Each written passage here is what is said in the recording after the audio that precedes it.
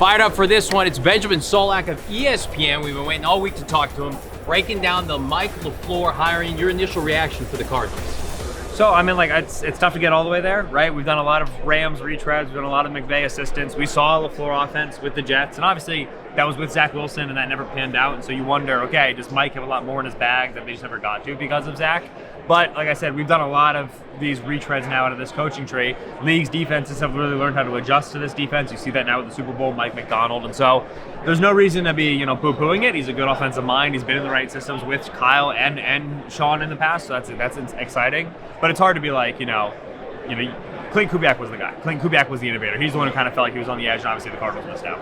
Yeah, they just, one quarterback draft, they didn't have that asset, right? It looks like there's going to be change at the quarterback position for the Cardinals, and so much kind of clouding up that area.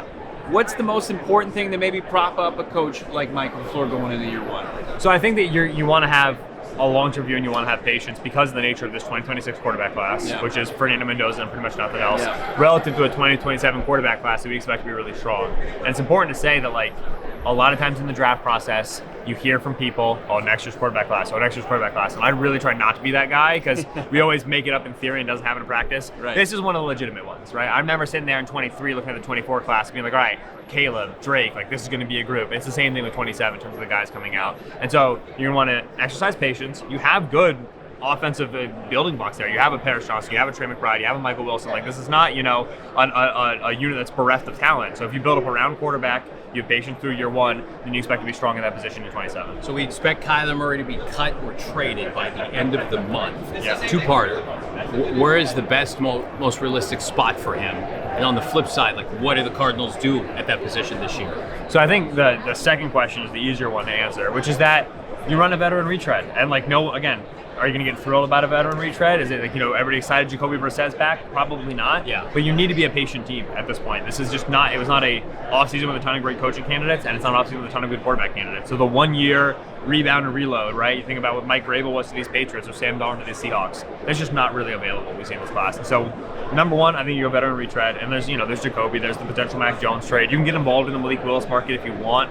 For me personally, that's going to be more expensive than is necessary. You don't need to go that direction. In terms of the best landing spots for Kyler, it's tricky. Kyler is not a guy who we have seen play like in a system that 100% unlocks him. We've also seen for Kyler a guy who doesn't really obey the system and has not done a good job, I think, developing his game for the NFL level. You probably want him in somewhere like, I don't know, Miami's got good speed with Jalen Waddle and Devon Achane. You're able to spread the field out and be more aggressive that way. That's a team that can be interesting for Kyler. The Giants, I think when you have, not the Giants, the Jets, when you have like this wide open room, and they obviously interrogated the mobile quarterback position before, that's a spot where the job is winnable. You have a star receiver in Garrett Wilson. But for Kyler, knowing what the path to big long-term success is for him is really difficult at this point with the way he's been injured and the lack of mobility and the lack of scheme fit. He's a hard guy to figure out. With the LaFleur hire, a lot of people wanted to see kind of the McVay blueprint where it's like young play caller, pair him with a former, head coach, a veteran head coach, the Wade Phillips, where he goes to LA and he's his DC immediately and they find success and he's kind of his sounding board. Veteran, former head coach. Cardinals got Nathaniel Hackett as their offensive coordinator. Not playing calling, but it seems like this is going to be a little bit of a wild staff build for Michael LaFleur. Yeah, Hackett is an easy guy to meme on because of Russell Wilson and because of what happened there in Denver. And the reality is that coaches are never as good as we think they are, and they're never as bad as we think they are, right? We tend to make those polls a lot further apart than they are. So Hackett will be good for LaFleur because Hackett's done this for a super long time. He's got a big Rolodex. He'll be able to fill the assistant coaching staff. It'll bring a level of game planning and preparedness to the team. Mike's also he's been in the league in major roles since 2017, 2018. He's got plenty of experience. And so the name Hackett is easier to make fun of and to clown on and to laugh about than really the way it'll impact the team. No one's going to be in week 6. The Cardinals, have a tough offensive day being man, if they just not hired Nate Hackett. That's not going to be the deciding factor for the Cardinals season. Aubrey Pleasant's getting a DC interview, of course, with the LA Rams.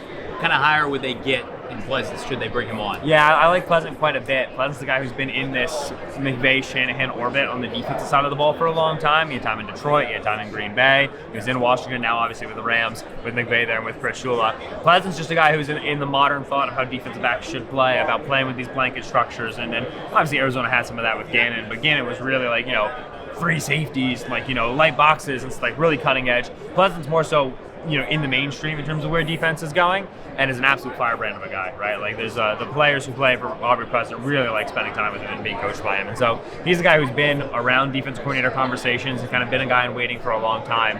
And I feel like with a secondary there in Carolina, or excuse me, in Arizona, that's a little bit unique in terms of some of the bodies you got there, in terms of what Buda Baker can be, and the young play you got out of Denzel Burke, and like this Jalen Thompson, Adrian Taylor Demerson. Like, it's a unique room. Will Johnson. You want a guy who's got a smart approach to defensive backs, and to me, Pleasant is that. I didn't say Will, because Will fits in any system. Will's great. Will's elite. Pleasant helps, I think, some of the other guys. Yeah, when you look at this team from last year, we thought, okay, they're going to maybe be at the end of this rebuild. Like, you can look in the rearview mirror, and the tough times are over roster-wise. Like when Gannon was hired in 2023, this cupboard isn't completely bare. But when you look at just this roster and where Monty Ossenford, who was retained, needs to focus his attention. Quarterback, we already had that discussion. Where else do they need to kind of hone in here?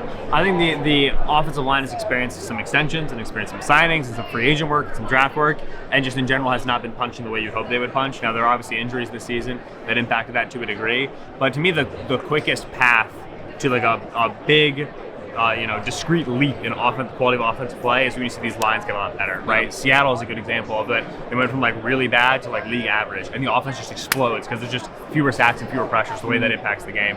And so to me, like, you saw the Froholt extension, you saw the Jonah Williams signing, and the Paris Johnson draft pick, and they poured resources, Isaiah Adams, and like, they've gotten decent return a lot of these spots. I think not great return a lot of these spots, and you'd love to get a little bit more punching weight there. You solve the offensive line problem, everything else starts to matter less, right? Your quarterback issues, and okay, what's Marvin Harrison going to be, and what's our running back room look like now? Connor and Benson got hurt, whatever. Like, man, good line, and you can just like, everything kind of enters easy mode for you. So the line would be the place that I would address, and then when they hire the DC, man, like, this defensive group, a lot of these players are very bespoke players, right? Xavier Collins is not like an easy guy to scheme around to use. Buda Baker is like a very unique role in terms of safeties. So when you hire a DC, there's going to be changes. Like, there's going to be trickle-down effects on who becomes valuable in that defensive room and who doesn't. So we got to see who that coach is going to be, and then know where the GM should go from there. Last one, we'll get you out of here. Marvin Harrison Jr. is his career.